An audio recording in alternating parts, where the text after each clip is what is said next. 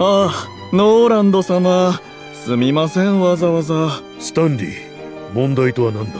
いえね、この子の基本設計は終わったんですよ。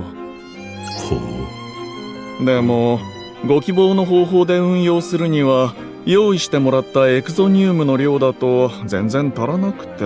エクゾニウムは希少金属だからな。足りないとは具体的に？全然は全然ですよ。用意してもらった量だと作れて10機が限界かな。そんなに？しかしそんな量のエクゾニウムなどある？ノーランド様、それはもしや。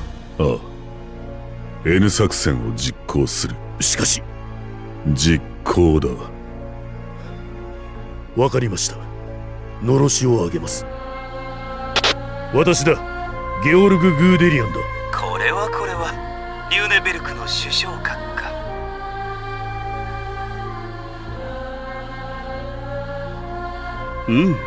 では契約成立ということで。すぐにお望みののろしをあげてみせますよ。心配は無用。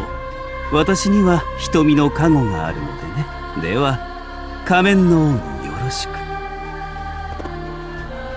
さあ、新世界を始めようじゃないか。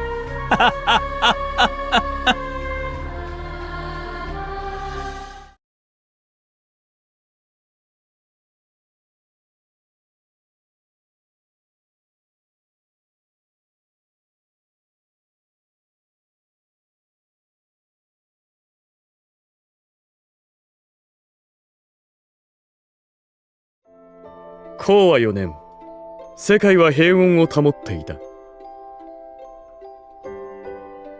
ジルクスタンで起きた誘拐事件、ハシュベスの戸惑いといった事件はいくつかあったものの、大きな紛争は長らく起きていない。黒の騎士団やグリーンナ騎士団の平和維持活動による面も大きいが、この平和の背景には人々の平和への強い思いがある。世界のほとんどの国が超合衆国へと加盟し、人々は武力ではなく話し合いで多くの問題を乗り越えてきた。戦争による復興、人口回復に伴う食料問題、人の権利を守るための法整備、人が人らしい生活を営めるように様々な問題を解決してきたのだ。新たな時代となって4年が経ち、平和が完成されたと言っても過言ではない。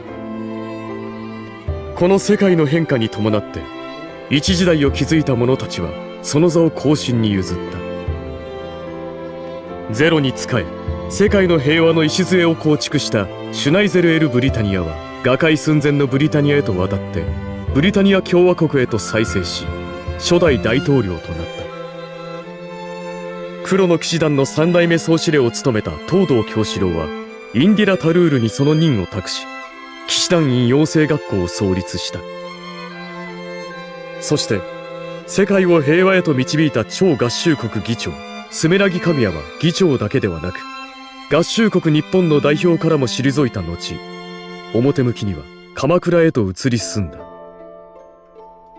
そう、表向きには。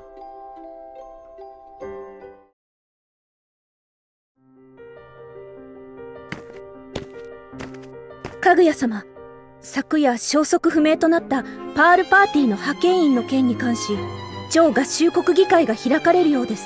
ようやくですか。動きが遅すぎますね。黒の騎士団の方は？動きはありません。おそらく超合衆国の意向を待っているのかと。仕方ありません。いざ酔いのエージェントを招集します。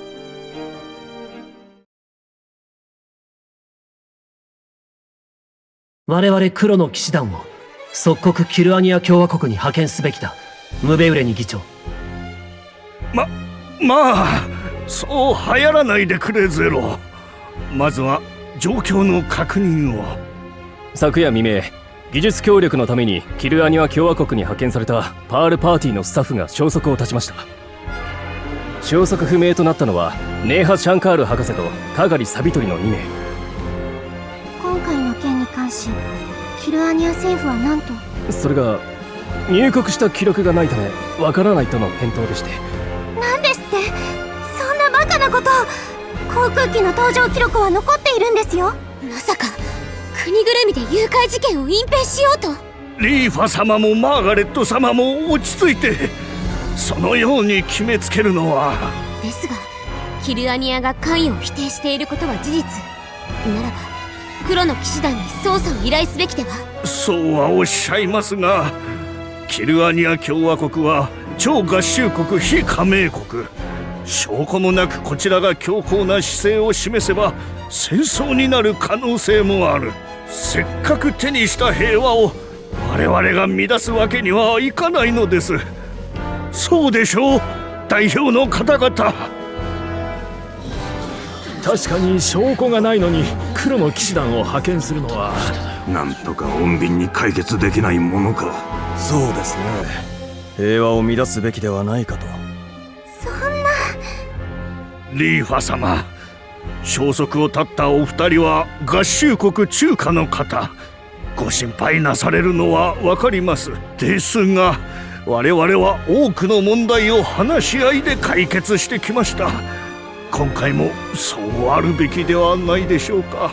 しかし今この時も彼女たちが危険にさらされているかもしれないのですよ。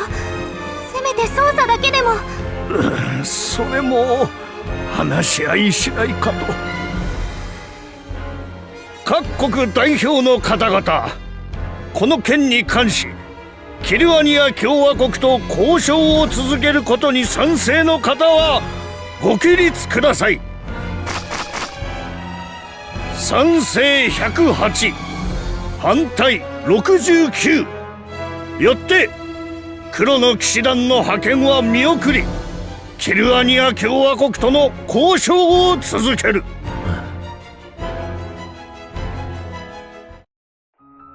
超合衆国の決議が合議制である以上、この結果を受け入れなければいけないことは理解しています。しかしリーファ様、ゼロ、今回の件どうにかならないのでしょうか。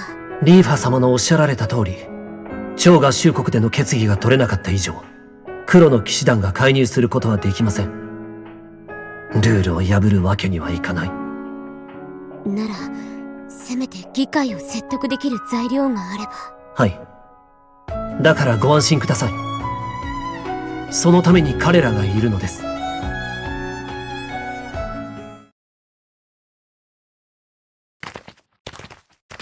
姫、エージェント新月参上だ。まさか今回は2組合同の任務とはな。エージェントペンデュラム参りました。